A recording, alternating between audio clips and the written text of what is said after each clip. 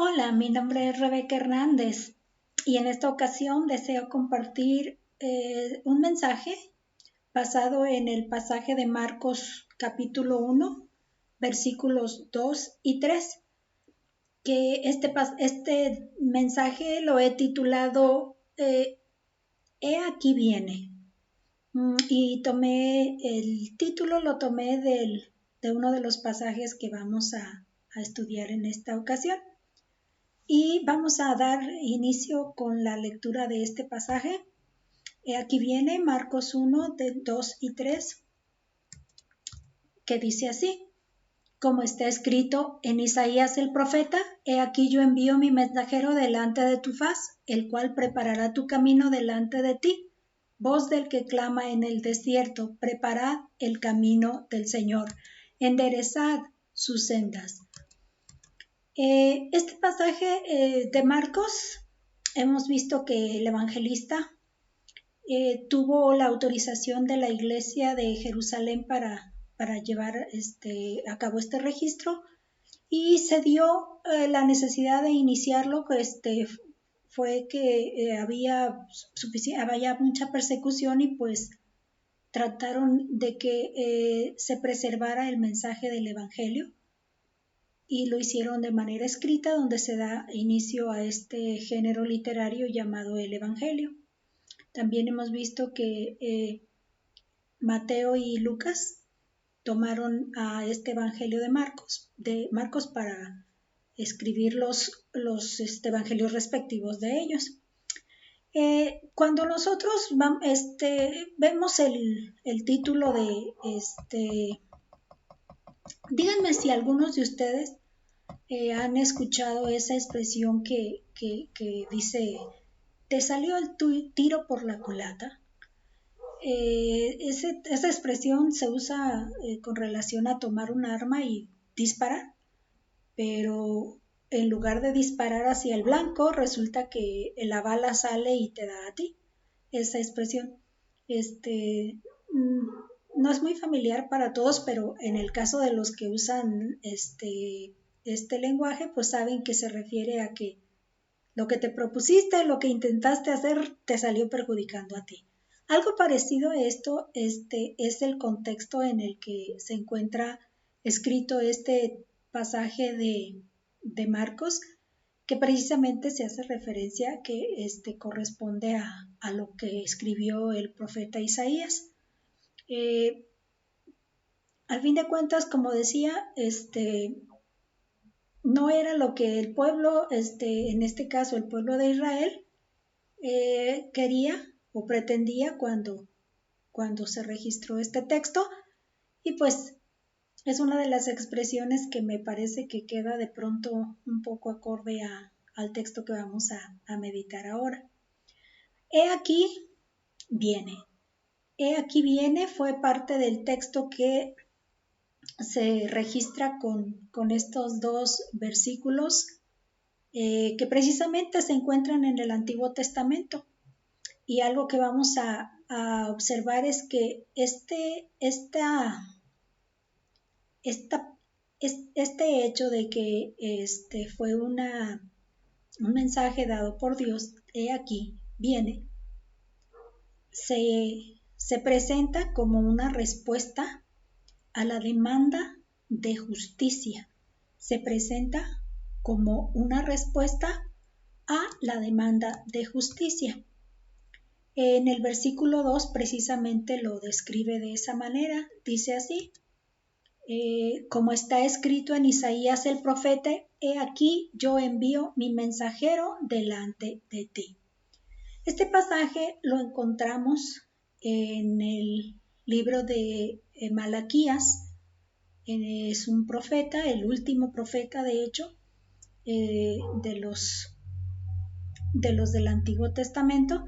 Este texto lo encontramos en ese pasaje de Malaquías, y lo que vamos a encontrar es que está basado en el texto que Isaías escribió, en el mensaje que Isaías escribió del capítulo 40, versículo 3. Por eso es que Marcos hace referencia a que ese mensaje que está declarando allí en el escrito, pues se refiere a Isaías. Entonces Malaquías lo que hace es que toma ese pasaje y lo hace de la siguiente manera. Lo que corresponde al contexto en el que ese pasaje se escribió, empezaríamos a leer desde el capítulo 2 del versículo 17 y luego ya el capítulo 3 versículo 1. Dice, habéis hecho cansar a Jehová con vuestras palabras y decís, ¿en qué le hemos cansado? ¿En qué decís? Cualquiera que hace mal agrada a Jehová y en los tales se complace. Y si no, ¿dónde está el Dios de justicia? He aquí yo envío mi mensajero, el cual preparará el camino delante de mí, y vendrá súbitamente al templo del Señor, a quien vosotros buscáis, y el ángel del pacto, a quien deseáis vosotros. He aquí viene, ha dicho Jehová de los ejércitos. Precisamente aquí es donde se encuentra esa expresión. He aquí viene. Y precisamente se está refiriendo a la llegada del Señor Jesucristo aquí en la tierra, el enviado de nuestro Dios para cumplir todo el plan que Él tenía ya trazado. ¿Qué es lo que nos damos cuenta con este pasaje? Pues precisamente está respondiendo a este evento que estamos mencionando, que es una demanda. Antes de avanzar, lo que me gustaría comentarles es que el nombre Malaquías se traduce como mi mensajero o mensajero de Jehová. Pues fue, como decía, el 12º profeta, es decir, el último de los profetas menores. No hay datos personales de este profeta y ni se asegura que fuera en realidad el nombre del profeta. Pudiera ser pues que podría ser solo el título de este libro o de la encomienda del profeta, que sea mensajero, pero es lo que se cree.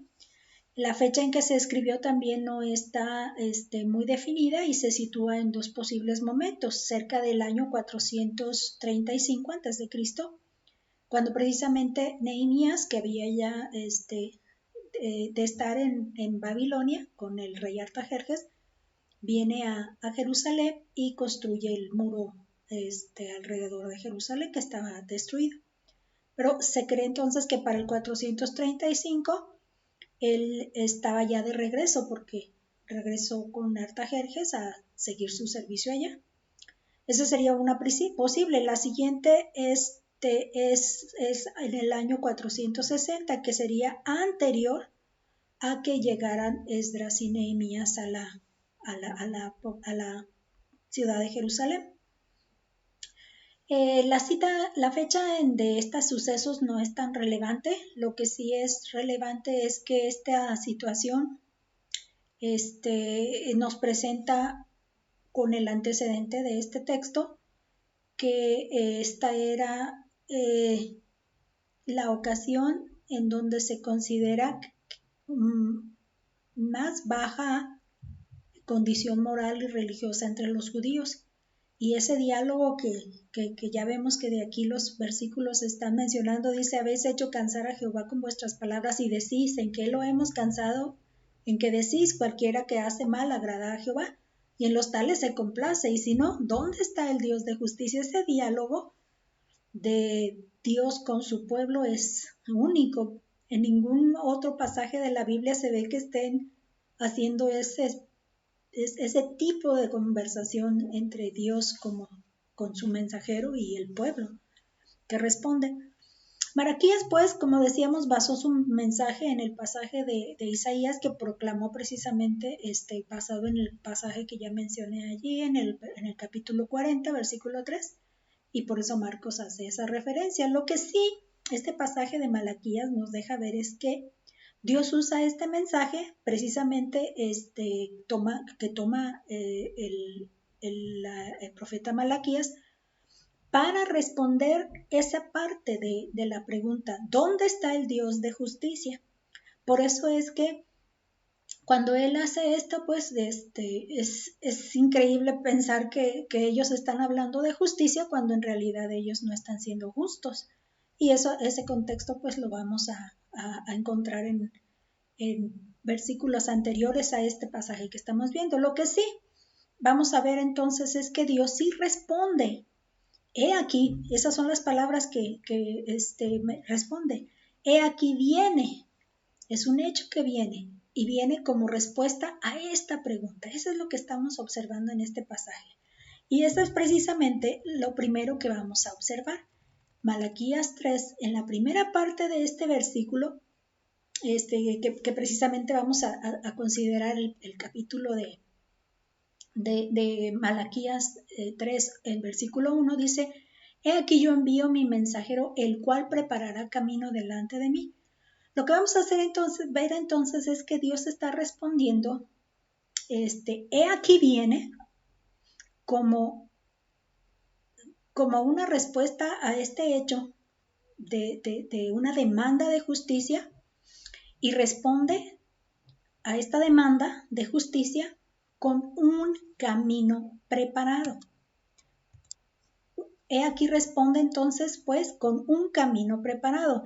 Precisamente Malaquías 3:1, la parte A nos lo dice: He aquí yo envío mi mensajero, el cual preparará el camino delante de mí. El cual preparará mi camino delante de mí. Esta parte de la preparación que vendría antes de que el Señor Jesucristo viniera aquí a la tierra, lo encontramos cumplido en el Juan el Bautista, así como lo conocemos. Y la cita en donde encontramos más detalles del cumplimiento de esta profecía, porque estamos hablando de que fue hecha en el 400 antes de nuestro Señor Jesucristo. Entonces, estamos hablando de bastante tiempo antes de que se cumpliera, 460, 435, ¿no? Antes de Cristo. Entonces, cuando encontramos ya la llegada de este cumplimiento, se trata pues de Juan el Bautista, y el pasaje que mejor lo explica, o me pareció que mejor lo explica, es en el que están describiendo Mateo. Entonces, en Mateo precisamente, así dice el texto donde encontramos esto, Mateo 3, versículos 1 y 2. En aquellos días vino Juan el Bautista predicando en el desierto de Judea y diciendo: arrepentíos, porque el reino de los cielos se ha acercado. Una de las cosas que vamos a encontrar en el mensaje de Juan el Bautista, como el mensajero preparando el camino de Dios, del Señor Jesucristo, que es el he aquí viene, es que Juan el Bautista especifica qué es lo necesario para el hecho de que el reino de Dios esté ya cerca. ¿Qué es necesario? Diciendo: arrepentíos, porque el reino de los cielos se ha acercado. Este es precisamente el acto de preparación que Juan el Bautista está realizando para la venida del reino de Dios. Precisamente el reino de Dios viene con Jesucristo, viene con él daba inicio precisamente al reino de Dios ya aquí en la tierra.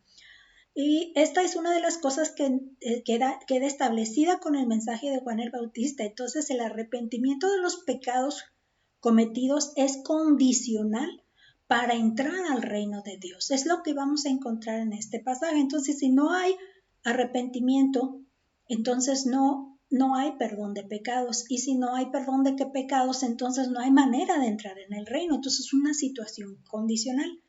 Dios, sí es cierto, viene a reinar en el corazón, pero para eso es necesario que nuestros pecados sean perdonados. Y esta es la condición inicial que Juan el Bautista está presentando para preparar el camino de la llegada del Señor Jesucristo. También vemos en el pasaje, en los versículos 5 y 6 de este pasaje, que también es necesario, no solamente, es una evidencia más bien que el pueblo mostró con relación a la respuesta de ese mensaje de arrepentimiento. Dice en el versículo 5 y 6, y salía a él Jerusalén y toda Judea y toda la provincia de alrededor del Jordán, y eran bautizados por él en el Jordán, confesando sus pecados. Entonces la respuesta del pueblo precisamente fue confesar sus pecados. Pues ante esta demanda de justicia, Dios requiere el arrepentimiento y por lo tanto la confesión de pecados directo hacia Él, de cada uno de nosotros. Esa es una de las cosas primeritas que va a mostrar en este pasaje. Lo vemos con Juan el Bautista, ese mensajero que está enviando para preparar el camino. Que se arrepientan las personas que han de recibir ese que aquí viene, necesitan el perdón de los pecados. Así es que el reino de Dios va a dar oportunidad, o es la manera pues en la que se va a entrar en el reino de los cielos. También vamos a darnos cuenta pues que así como Dios responde de esta manera ante la pregunta o demanda de justicia con un camino preparado, así también este hecho de que responde diciendo he aquí viene, como una demanda de justicia, viene y responde a pesar de un pueblo desprevenido, a pesar, es una respuesta que viene a pesar de un pueblo desprevenido, o también lo quise identificar como impreparado, o sea, no estaban preparados, desprevenidos, despistados, porque sabían que vendría, era una profecía escrita, pero en el momento en que llegó era un tiempo en el que el pueblo estaba desprevenido. Y precisamente el pasaje de Malaquías 3, la parte B, es la que lo menciona. Dice, y vendrá súbitamente a su templo el Señor, a quien vosotros buscáis. Aunque ellos estaban esperando que viniera, recuerdo de pronto a Elías, el sacerdote que estaba muy anciano, más bien, estoy fallándole con el nombre. Este personaje estaba bastante anciano en el templo esperando, dice que la venida del Señor Jesús, para que entonces ya pueda, porque Dios le había prometido que no iba a fallecer hasta que no viera la promesa cumplida. Se me fue el nombre, en este momento se me fue el nombre. No quiero confundirlo, por eso me detuve y dije, no estoy tan clara en este nombre, pero este personaje estaba precisamente esperando, así como todo el pueblo, esperando, pero cuando él dice vendrá súbitamente, es decir, inesperado y desprevenidos, no se prepararon, o sea, no lo avisó así de pronto como. La única manera que lo estaba notificando previa era precisamente el mensajero que lo estaba precisamente Juan el Bautista. Entonces, a pesar de que era un pueblo desprevenido, y desprevenido porque cuando vemos cómo era la condición en la que se encontraban, o sea, el mismo pasaje en donde estamos encontrando la descripción de cómo Juan se encontró al pueblo, pues entonces vemos que no estaban tan preparados o en las condiciones adecuadas para poderlo recibir. Entonces había que hacerles énfasis en que ya estaba y mírense cómo viene o cómo estamos, a ver. Entonces, bueno, vamos viendo cómo era la condición en la que se encontraban tan desprevenidos o impreparados, ¿no? Dice, versículo 7 y versículo 10, los estoy extractando para enfatizar este hecho. Dice, al ver él que muchos de los fariseos y de los saduceos venían a su bautismo, les decía, generación de víboras, ¿quién os enseñó a huir de la ira venidera? Y ya también, más adelante dice, y ya también el hacha está puesta a la raíz de los árboles, por tanto todo árbol que no da buen fruto es cortado y echado en el fuego. Algo que nos vamos a dar cuenta en este pasaje, pues es que cuando el Señor Jesús llega a la tierra en aquella inicial momento pues del tiempo de Jerusalén y con Juan el Bautista como su mensajero para preparar, es que a la llegada pues del reino de Dios, que es en la persona de Cristo Jesús, el juicio de separación de personas que no daban buen fruto, o que sí daban buen fruto, como dice, o todo árbol que no da buen fruto, o todo árbol que sí da buen fruto. O sea, esta separación de este sí da buen fruto, este no da buen fruto, esta separación era inminente. Y precisamente el Señor Jesucristo fue el encargado de hacer esta separación y recibió esa autoridad de parte de Dios por la obra que estaba dispuesto a ejecutar. Y lo que quiero decir con esto es que el Señor Jesús, al llegar, iba a dar por confrontar a cada persona para que se decidiera a un sí, acepto lo que tú me estás ofreciendo, o no, y no lo acepto. Tanto lo estaban esperando que no venían ni siquiera preparados para saber cuál iba a ser su respuesta a la llegada de Él. Y esa es una de las cosas que el Señor Jesucristo vino a realizar. No como su principal propósito, sino que fue como una consecuencia de su llegada. Cuando hay tinieblas y llega la luz, el Señor lo que hizo fue aclarar cuál es la condición de cada uno. No tanto en algunas de los casos, no tanto fue de parte de decisión de él, sino que simplemente fue confrontarlos para saber de qué lado estaban. Este fue el hecho que él hizo.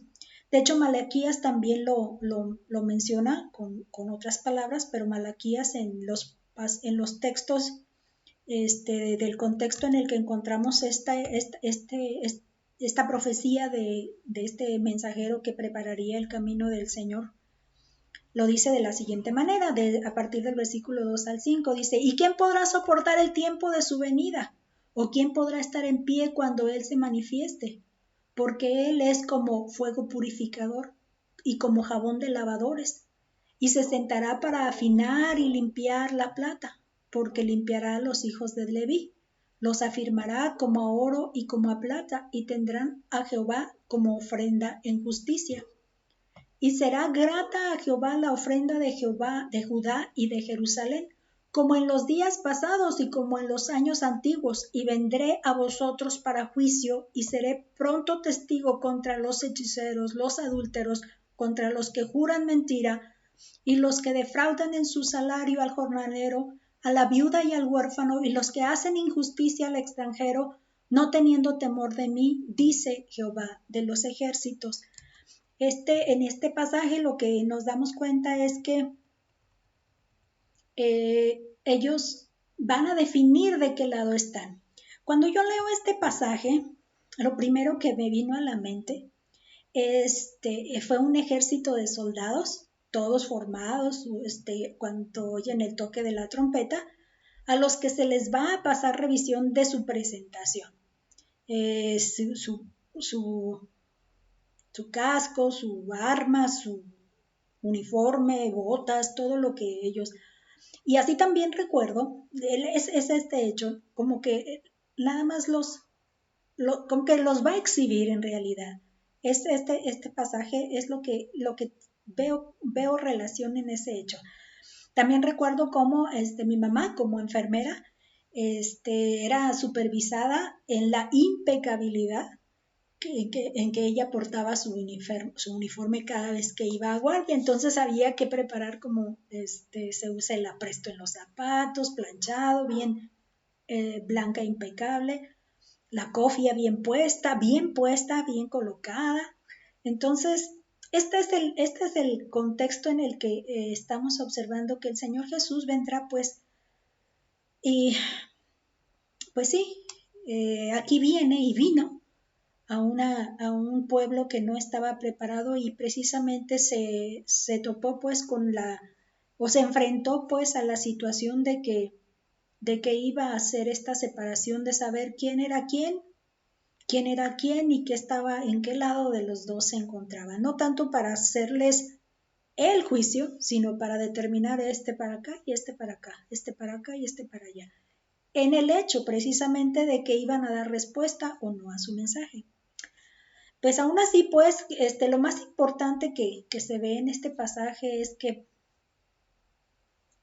él viene pues a exhibir la condición en la que se encuentra cada persona. Por eso me acuerdo que a los fariseos les hacía saber que ellos estaban en pecado porque ellos decían que no. Y si en realidad ellos ignoraban quién se encontraba frente a ellos y realmente ignoraran quién se encontraba frente a ellos, entonces realmente no podría decirse que estuvieran en pecado. Pero la parte más triste fue que ellos negaban estar en pecado cuando en realidad sabían que al que tenían frente de ellos era el Hijo de Dios que venía, por fin, el enviado de Dios. Y lo negaron y no lo quisieron aceptar. Entonces, no solo pues el Señor Jesús viene a este pueblo o a este pueblo desprevenido, impreparado, no preparado, sino que Él también, la parte importante de esto es que Él viene a cambiar esa condición. No solamente a ver qué condición cada uno tiene, sino que Él viene a cambiar esa condición. Y precisamente en la siguiente parte de este pasaje vemos que aquí viene precisamente para tener un pacto cumplido. Para tener un pacto cumplido. Y lo menciona el pasaje de Malaquías capítulo 3 que estamos observando en la parte C. Dice, y el ángel del pacto a quien deseáis. Dice, viene súbitamente, y aquí envío mi mensajero que prepare el camino. He aquí el Señor viene súbitamente, es decir, inesperadamente para los que están ahí impreparados lo van a recibir. Y luego dice, el ángel del pacto que deseáis vosotros. El ángel del pacto que deseáis vosotros. Me gustó la versión Spanish, Nueva Biblia Latinoamericana, o de las Américas, creo que estas son las siglas de la Nueva Spanish, Nueva Biblia de las Américas. Así es como la encontré esta versión. Esa parte que estoy mencionando dice, el mensajero del pacto en quien ustedes se complacen. El mensajero del pacto. Entonces, al observar estas palabras del pacto, entonces viene precisamente la referencia, pues, a qué pacto es el que se está refiriendo. Y de una manera muy puntual, el pasaje que encontramos en Mateo hace mención precisamente del pacto que hizo Dios con Abraham, y lo vemos precisamente en ese texto que en el que estamos meditando en Mateo, donde Juan el Bautista está llamándolos al arrepentimiento y luego vienen los fariseos a él y pues les reclama víboras, cómo vienen, quién les está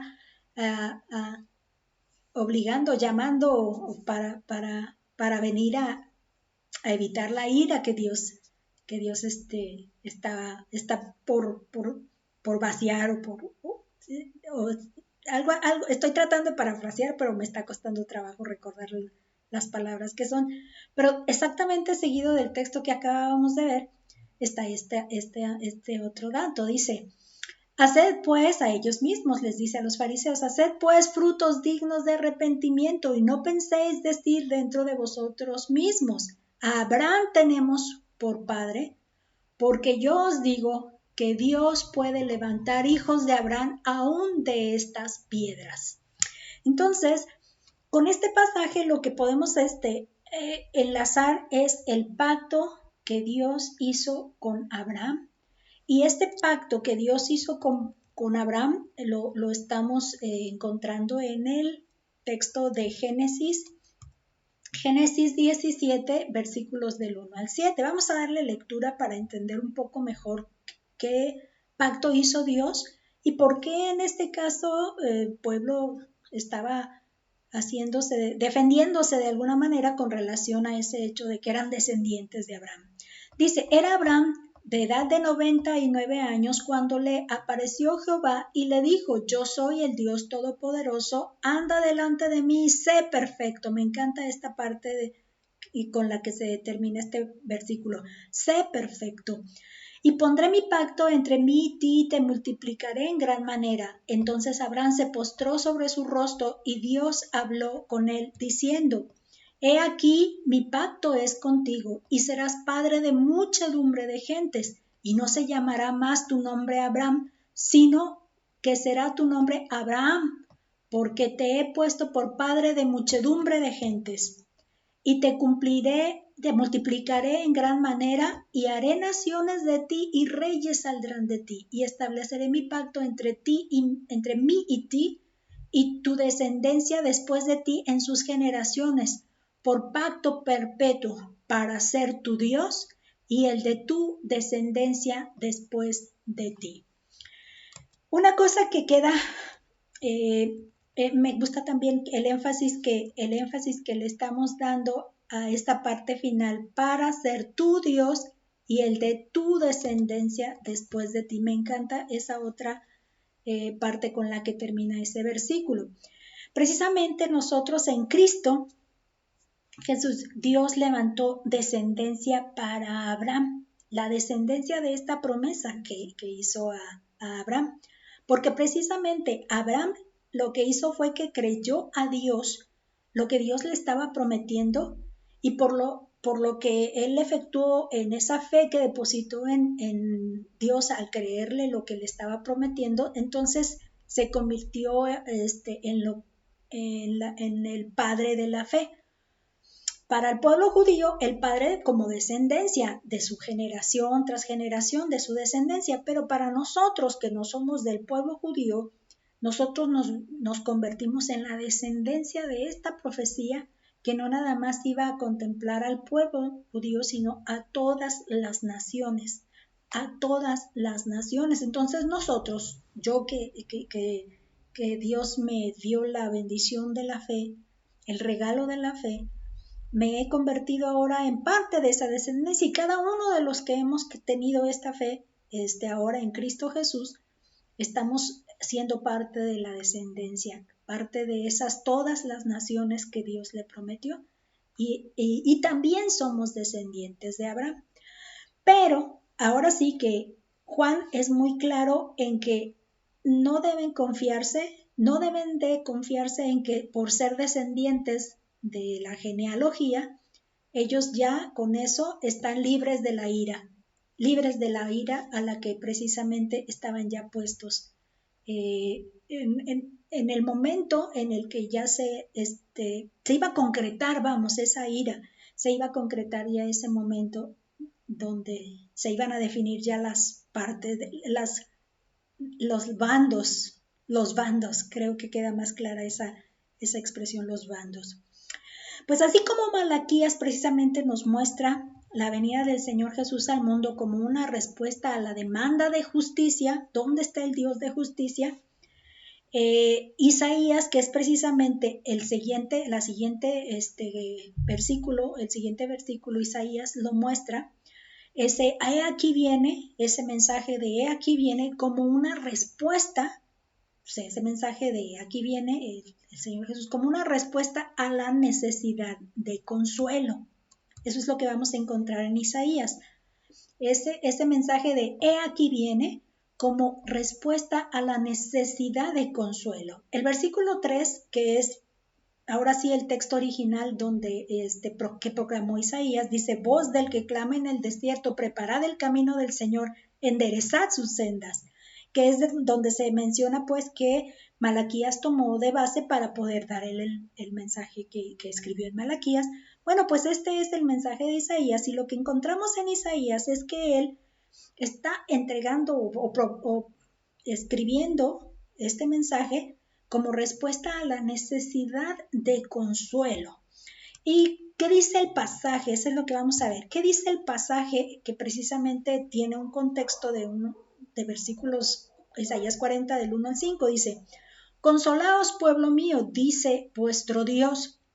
Hablad al corazón de Jerusalén, decidle a voces que su tiempo es ya cumplido, que su pecado es perdonado, que doble ha recibido de la mano de Jehová por todos sus pecados. Voz del que clama en el desierto, preparad camino a Jehová, enderezad calzada en la soledad de vuestro Dios. Todo valle sea alzado y bájese todo monte y collado, y lo torcido se enderece y lo áspero se allane. Y se manifestará la gloria de Jehová, y toda carne juntamente lo verá, porque la boca de Jehová ha hablado. El contexto pues en el que vemos este pasaje de Isaías, primeramente quiero hacer una revisión rápida de este libro de Isaías, este profeta de Isaías, que su nombre significa Yahvé es salvación. Yahvé es salvación. Es uno de los grandes profetas del siglo 8 a.C. Él profetizaba durante la crisis causada por la expansión del imperio asirio. Probablemente nació en Jerusalén y emparentado con la familia real según la tradición judaica talmúdica.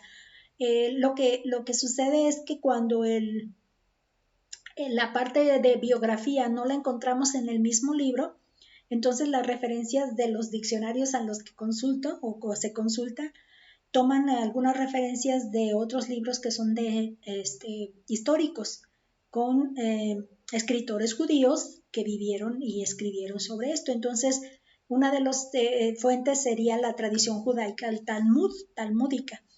Dice que se menciona que en el mismo libro se casó con una profetisa y tuvo al menos 2 hijos, que sus nombres recalcaron precisamente el mensaje que él estaba proclamando. Cada uno daba un testimonio de un mensaje. Tuvo discípulos, también se menciona, lo que puede indicar que fundó una escuela de profetas. Entonces hubo momentos en que tenía una vida pública, hubo momentos en que se dedicó a hacer cosas más personales, sería propósitos y proyectos personales que algo relacionado con los reyes. Jerónimo, un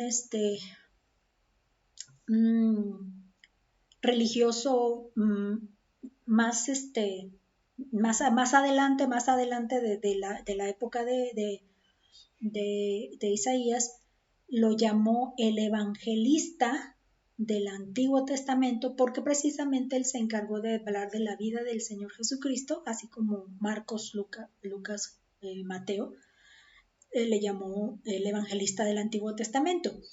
La fecha en que él ahora ejerce su ministerio en Jerusalén fue cerca del 740. Malaquías hablamos del 460, 435, pues acá estamos hablando de Isaías antes, 740, desde la muerte del gran rey Usías y a lo largo de los reinados de Acaz y de Ezequías. Hay más o menos 4 etapas que se ven de manera muy estructurada en el libro. La primera etapa del 742 al 734 a.C., que marca la invasión de Judá por Siria y Efraín, el punto fue en el 734. Él aconsejó confiar en Jehová y no en la alianza con Asiria cuando llegó ese momento. La segunda etapa está marcada del 734 al 715 a.C., que precisamente Acaz celebra la alianza con Asiria, y ese es cuando se ve que él guarda silencio y pues se dedica a lo que mencionábamos, la enseñanza con los profetas o al menos el profeta que por ahí ya habíamos mencionado. Entonces se dedica más a la enseñanza y deja la vida pública. En el tercera etapa del 715 al 705 a.C.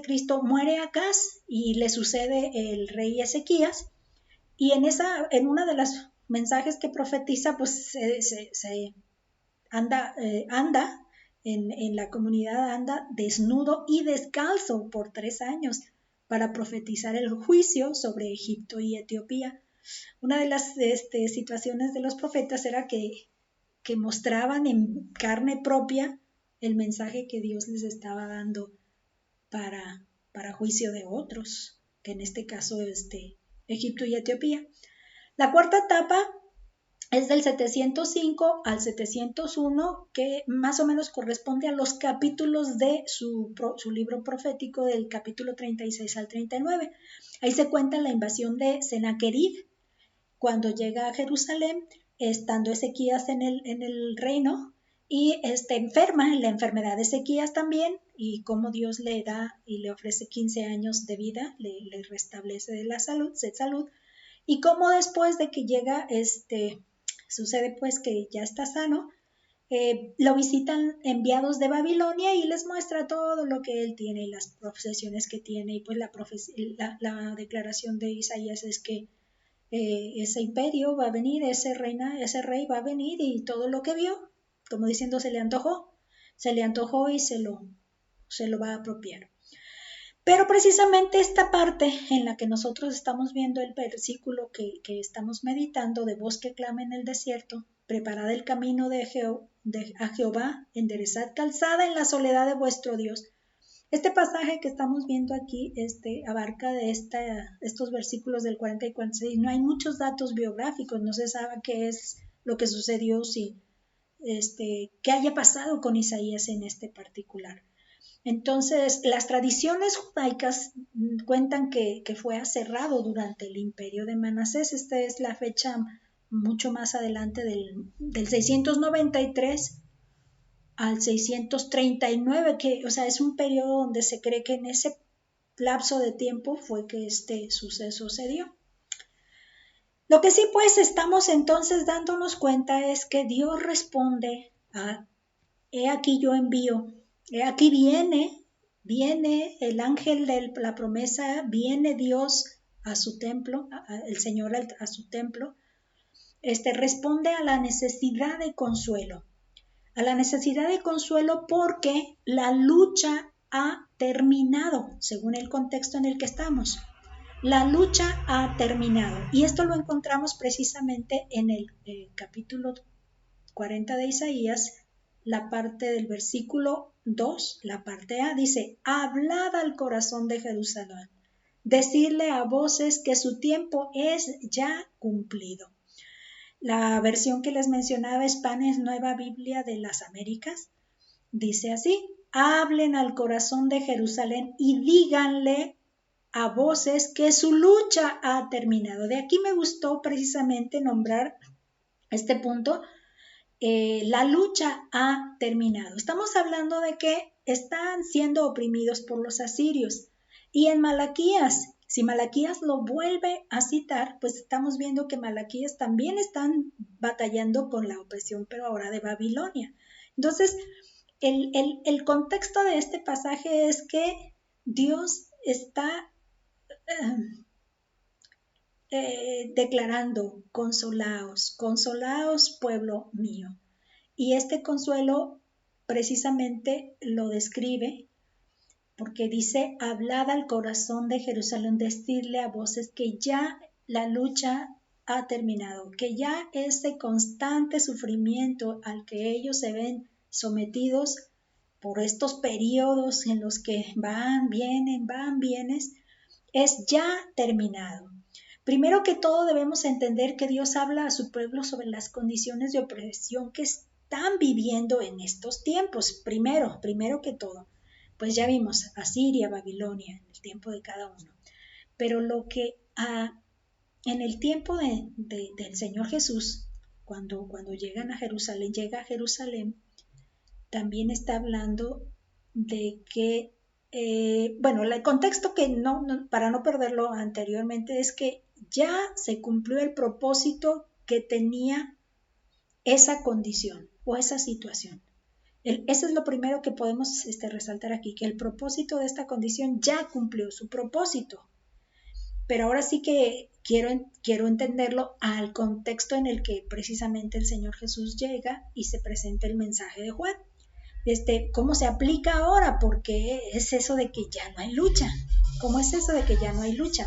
Entonces, vámonos a Mateo, donde venimos haciendo la descripción más detallada de esa presencia de Juan. En el versículo 11, él dice: yo a la verdad os bautizo en agua para arrepentimiento, pero el que viene tras mí, cuyo calzado yo no soy digno de llevar, es más poderoso que yo. Él os bautizará en espíritu y fuego. Precisamente aquí es donde volvemos a encontrar la presencia de la opresión que hay en cada persona en ese momento, en que el Señor Jesucristo es la misma que en nuestro momento hoy en día se presenta. Hay una opresión tal del pecado y hay una esclavitud a Satanás en la que se encuentra y nos encontramos sometidos. Pero, ¿qué es lo que quiere decir también Juan y nos dice este pasaje hoy en día? En que ya terminó esa lucha. Esa lucha ya está terminada. Por la fe en Cristo Jesús, somos bautizados con el Espíritu Santo y cualquier esfuerzo propio para salir de esa condición ya es innecesario, porque Cristo ya lo hizo todo. Entonces, cuando Cristo vino, Él pagó el precio por nuestros pecados. Al derramar la sangre en la cruz, llevó a cabo ese sacrificio de expiación que estaban simbolizando año tras año ellos cuando sacrificaban los becerros. Ese sacrificio fue entregado en la persona del Señor Jesucristo directo a Dios, fue ofrecido a Dios para poder pagar el precio por los pecados. Gracias a ese acto que Él realizó en la cruz y ese derramamiento y ese sacrificio, entonces nosotros tenemos el perdón de pecados y el Espíritu del Espíritu Santo nos sumerge, porque habla de bautizará, nos sumerge precisamente con la presencia de Él. Cuando habla de fuego, estamos hablando de la separación con la que se va a encargar de ver, pues no quiso seguir más que quiso seguir en su condición. Dice que los hombres amaron las tinieblas para que sus obras no fueran exhibidas y prefirieron seguir en su condición de oscuridad. Y en el caso de los que no vinieron a la luz, confesaron sus pecados y entonces recibieron a Jesús por fe. Por lo tanto, establecemos estos dos conceptos o dos condiciones para poder entrar al reino de Dios que se les estaba ya presentando desde esa fecha, que es el arrepentimiento para con Dios y la fe en Cristo Jesús. Entonces, esta es precisamente la libertad de la que se está mencionando, que precisamente como veníamos mencionando, esta lucha ya terminó, ya está por cumplir, ya está cumplida, ya el plan o el propósito que tuvo, ya es, de hecho, ¿quién fue el que cumplió ese plan? ¿Quién fue el que el propósito precisamente de su muerte ya también fue cumplido? Entonces, por donde quiera que lo veamos, termina cumplido para nosotros porque ya no hay esfuerzo alguno que haya necesidad de hacer y porque el esfuerzo que se hizo lo hizo ya Cristo y ya se terminó esa lucha. Ya Satanás no tiene manera de estarnos reclamando como su propiedad, porque los que ya hemos decidido creer en Cristo Jesús, pues ya pertenecemos a su reino gracias al bautismo que le llaman arras. Esas arras nos dan la confianza de que somos la propiedad, es un sello que nos da la certeza de que ya somos propiedad del Señor. Entonces, esa esclavitud ya se da. Entonces, ese es precisamente el consuelo al que está respondiendo. Una necesidad de consuelo de que ya no hay manera de que nos veamos luchando y luchando y luchando en esclavitud para con Satanás. Entonces, así pues, de que responde a la necesidad de consuelo, sí, responde a la necesidad de consuelo porque ya no hay lucha, ya se acabó la lucha, también vamos a ver que responde a la necesidad de consuelo porque este pecado es perdonado. Que vemos en el siguiente pasaje, lo menciona precisamente, tomé la base de la segunda parte de este versículo 2 del capítulo 40 de Isaías. Dice que su pecado es perdonado, que doble ha recibido de la mano de Jehová por sus pecados. El castigo, primeramente, lo que vamos a entender en este contexto es que el pueblo de Israel lo que tuvo fue que doble ha recibido, si quisiéramos verlo a la luz de Malaquías, pues la opresión de Asiria y luego la opresión de Babilonia.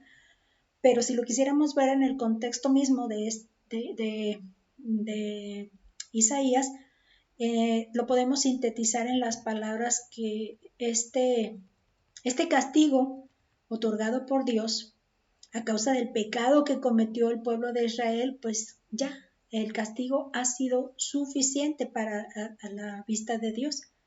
Recuerdan que Dios hace la declaración de que Él es el que se encarga de la venganza y precisamente Él castigó aquí a su propio pueblo. Y Él menciona con estas palabras, dice que doble ha recibido de la mano por sus pecados, ha sido ya suficiente.